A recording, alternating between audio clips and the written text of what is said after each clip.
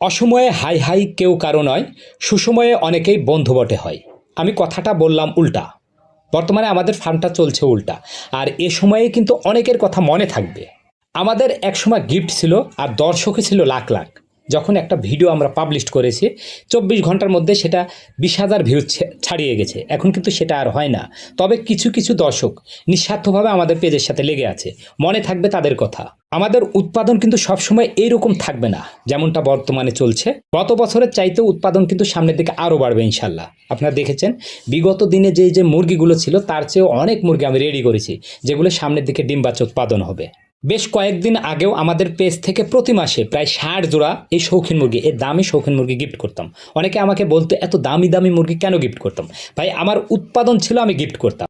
আমরা চেষ্টা করেছি আমাদের ফার্ম থেকে মুরগির বাচ্চাগুলো একদম 100 শো কোয়ালিটির মুরগির বাচ্চাগুলো অত্যন্ত কম দামে বিক্রি করার। বাজারে যে দামটা চলে তাদের সাথে সামঞ্জস্য রেখে আমরা কিন্তু দামটা নির্ধারণ করেছি, কারণ আমাদের ফার্মে উৎপাদন একেবারে সীমিত।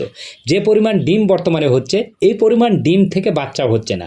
আমাদের প্রতিদিন ডিম উৎপাদন হচ্ছে বর্তমানে 7 থেকে 8 পিস, আর এই ডিমগুলো যখন আমরা মেশিনে দিচ্ছি সেখান থেকে উৎপাদন হচ্ছে 50%ও কম। কারণ আমাদের যে মোরগগুলো আছে এই মোরগগুলোর প্রজনন ক্ষমতা একেবারে কমে গেছে। আমরা সবসময় চেষ্টা করেছি উৎপাদন ও খরচের উপর নির্ভর করে মুরগির বাচ্চার দামটা নির্ধারণ করার। আমরা কোনো বাচ্চা কোনো জায়গা থেকে ক্রয় করে নিয়ে এসে বিক্রি করি না, কারণ সুস্থ সবল মা বাপ থেকে যে বাচ্চাগুলো উৎপাদন হবে আমরা সব সময় এটা বিশ্বাস রাখি বাচ্চাগুলো সেই হেলদি একদম সুস্থ সবল তৈরি হবে। আবার এই বাচ্চাগুলোকে আমরা নিয়মিত ভ্যাকসিন করে আমাদের কাছে যখন বিশ্বাসযোগ্যতা তৈরি হয় সেই বাচ্চাগুলোই কিন্তু আমি বিক্রি করি। পূর্ব অভিজ্ঞতা থেকে আজ করেছিলাম যে এই সময়ে আমাদের ফার্মে উৎপাদন অনেকটা কমে যেতে পারে, তাই আমরা নতুন প্যারেন্টস স্টক তৈরির লক্ষ্যে যে পরিমাণ প্যারেন্টস স্টক তৈরি করতে হবে তার দ্বিগুণ পরিমাণ বাচ্চা আমরা পালন শুরু করে দিয়েছিলাম। আলহামদুলিল্লাহ, আমাদের চাহিদা অনুযায়ী কিছু বাচ্চা রেখে কিছু বাচ্চা বিক্রয়ের সিদ্ধান্ত নিয়েছি। আর টার্গেট ছিল এই সময়ে যেহেতু আমাদের নতুন বাচ্চা উৎপাদন কম হবে, সেহেতু একটু বড় বাচ্চা বিক্রি করলে আমাদের যে ফার্মের আনুষঙ্গিক খরচগুলো আছে সেগুলো চালাতে পারব। বর্তমানে আমাদের ফার্মে 50 দিন থেকে শুরু করে প্রায় 3.5 মাস বয়স পর্যন্ত অনেকগুলো ফেন্সি মুরগি বাচ্চা আছে, যেগুলোর সমস্ত ভ্যাকসিন কমপ্লিট, একেবারে 100% রোগমুক্ত।